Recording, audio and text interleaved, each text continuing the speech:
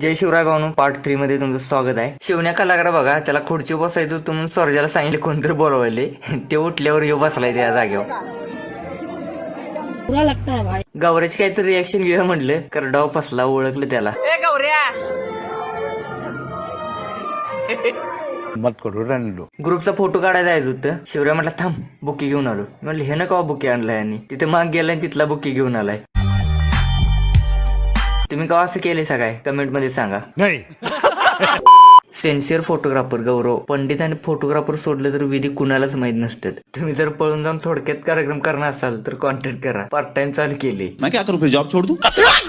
माणसाने उभा राहायला जागा नाही, मध्येच मांडले बघा. मग हे असं आम्हाला काढायला लागते साईडला. राजा प्रोडक्शनचा अखंड गँग उभारलं, फोटो काढला. तरी मापात आहे शर्ट. हा सगळं आवरलं, जेवाय गेलो. ह्यातला एक जर कार्यकर्ता थांबला असतं तर आणि तासभर थांबायला लागलं असतं. बसली तर सगळे बसायचं नाही तर कोणच बसायचं नाही, असं यांचं. स्टेजवर आलो, गौऱ्या होता. त्याला म्हणलं जीवन यायचा तर मी फोटो घेतो. स्मोक तेन करून कपलचा सीन एक घ्यायचा होता, सिनेमॅटिक कसा आहे ते बघा. त्याला गिंबल पण लागणार होतं. सर्जाला घालवलं घराकडे आणायला. माझी गाडी दिली, तिथंच वाट लागली. King maker Shivraj. कपलचा फोटो घ्यायला बाहेर आलो. खतरनाक फोटो काढलेत गौऱ्यानं बघा.